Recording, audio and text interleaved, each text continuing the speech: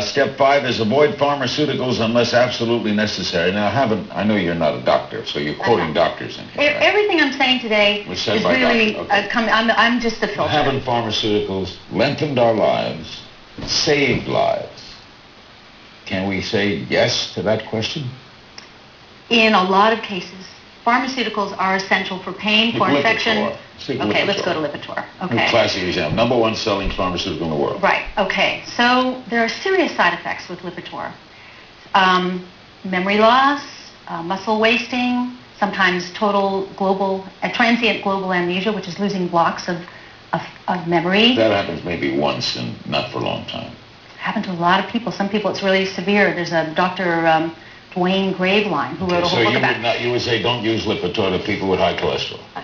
Because, not me saying this, the doctors I interviewed call Lipitor things like evil, worst thing that ever happened to people, depletes you of CoQ10. I know that you take CoQ10, which is really important. If you're taking Lipitor, you've got to take CoQ10. But the cholesterol isn't the problem they've made it out to be. You know, to make the neurons in your brain, you need cholesterol.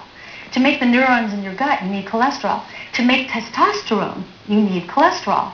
So a lot of people long-term on statins lose their sex drive, lose their ability to think, and have stomach problems. The muscles, when you muscle waste, the little particles of muscle go out into the bloodstream. So here's the solution. Get rid of the bad oils, like I was saying earlier. Get rid of the omega-6 oils, corn, canola, safflower, blah, blah. If that doesn't solve your cholesterol problem, there's a natural statin called red yeast rice, which is where Lipitor originates. They took red yeast rice, which is from the Orient. They changed the molecular structure.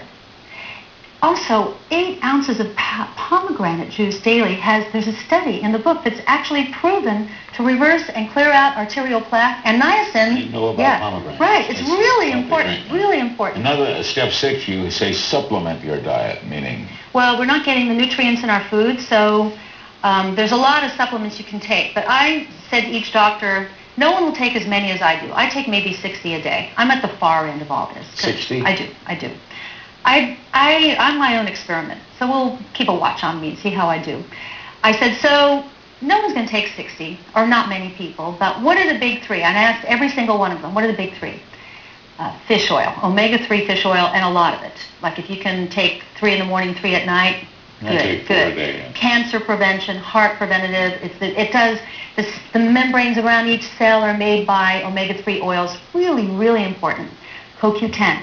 Super important. So far, I got 2 going. 2 going. In fact, one doctor said to me, if you're not going to take anything at all, take CoQ10. One doctor said, though, in American Journal of Medicine, if you're going to take one, take omega-3.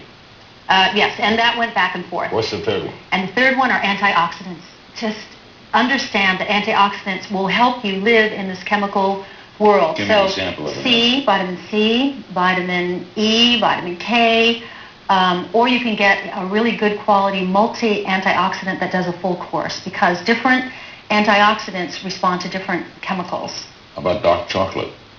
Great for your serotonin. I love dark chocolate. It's an antioxidant. And it's antioxidant. See, the thing is you can eat. See, I know something. You do. And the thing is about all this that you can eat really great. Real food is great. We grew up on it. Butter is great. Butter's not the enemy. It's the bad oils. With drugs, I mean, so many women who really need hormones are being given antidepressants, sleeping pills, anti-anxiety, joint and pain killers. We're a nation of pills. We're a nation of pills, and look what's going on over here. Chemicals in the food, chemicals in the water. We've got fluoride in our water here in LA, which is, according to these doctors, again, not me, highly carcinogenic. They put aluminum in the water here in LA to clear the water. If I wasn't so busy with this, I'd take it on, but I can't. Somebody else will. So you've got all these chemicals in the food. Doritos chips, 40% excitotoxins. Diet soda. The sweetener packets are 40% chemicals. Right. I actually make 100% natural summer sweet, if you're interested. My website. Right. It's real good. It's made from all natural ingredients. So you take all these chemicals in the environment, and then you take all the drugs that maybe we don't need, like instead of Nexium or Pravachol, maybe you need hydrochloric acid. if you start eliminating this drug, this drug, and save the drugs for the last ditch in the practitioner's back pocket, it makes sense. Give me a pharmaceutical drug you like. If I were mentally ill, I would definitely take whatever was. I have a girlfriend whose daughter is schizophrenic. She cannot survive without drugs. But what we were talking last week, she said, my daughter can't survive without her drugs for mental illness. She said, but what's happened, and her daughter was a Vassar graduate, what's happened is cognitive decline from the chemicals. And so you got to understand with the pharmaceuticals that you are loading on top of all the toxins, chemicals. And if you notice the template right now in the United States is middle age on, we get on more and more drugs. And if you look at it, we're ending up in nursing homes.